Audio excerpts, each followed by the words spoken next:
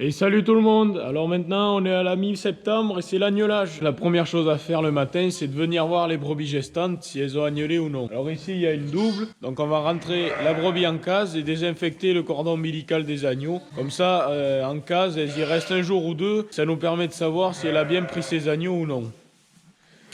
Donc il y a eu pas mal de naissances. Comme on n'a pas une bergerie assez grande, on en a disposé dans plusieurs parcs, dans chaque grange. Il faut pas mal de temps pour soigner. Quand on fait des petits lots, comme on fonctionne avec des râteliers, chaque petit lot n'a pas accès à un râtelier, donc il faut distribuer le foin à la main.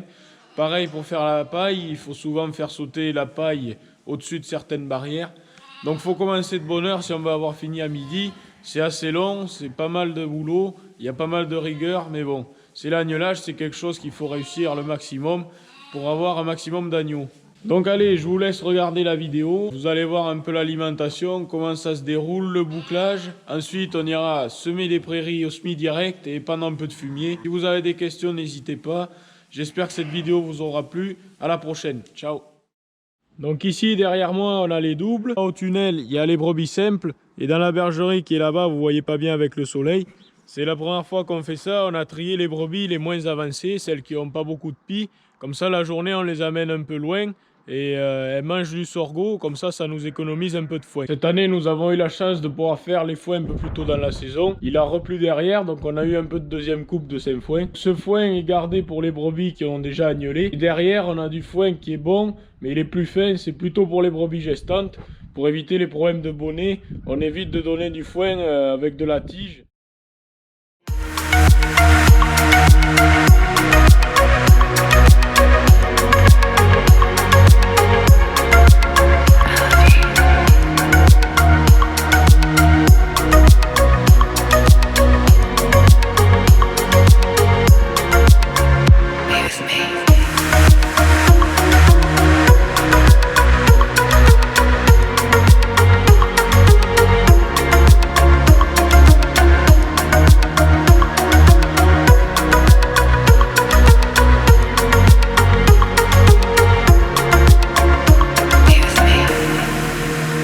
C'est un agnelage qui est un peu particulier parce qu'on a du coup deux races d'agneaux qui naissent, enfin plutôt une race pure et un croisement. Les agneaux cossenards, ceux à lunettes noires. Donc l'objectif c'est d'avoir des femelles pour faire notre renouvellement. Et ensuite on a des croisés berrichons, donc là c'est plutôt la conformation et avoir un meilleur prix de vente.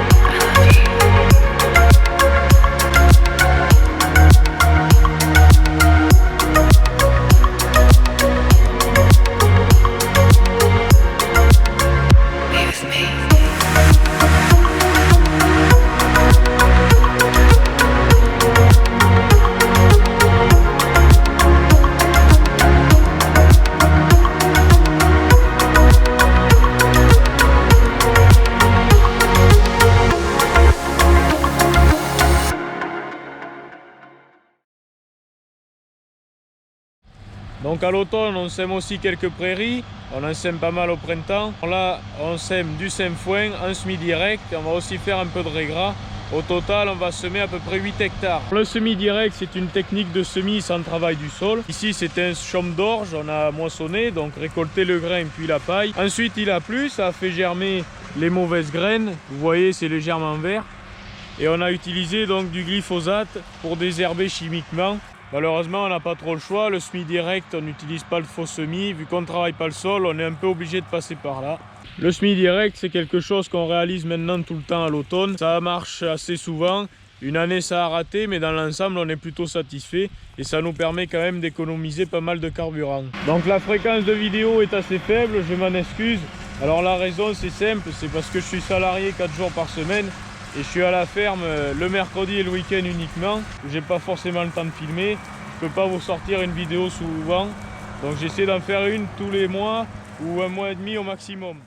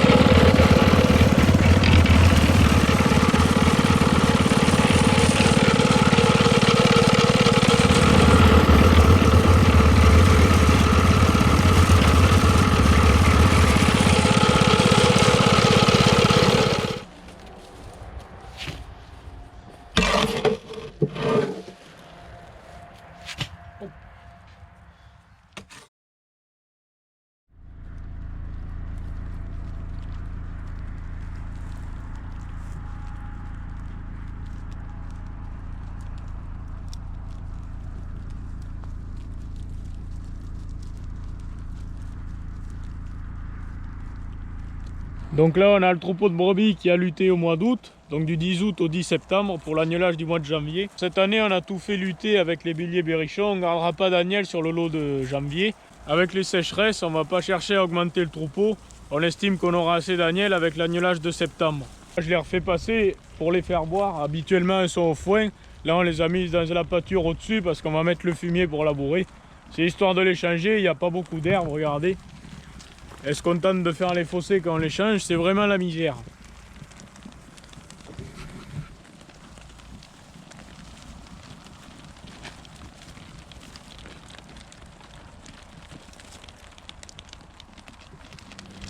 Donc allez, au mois de septembre, on continue avec les épandages de fumier pour les futurs semis de céréales. Donc le fumier, il sert à enrichir le sol en matière organique.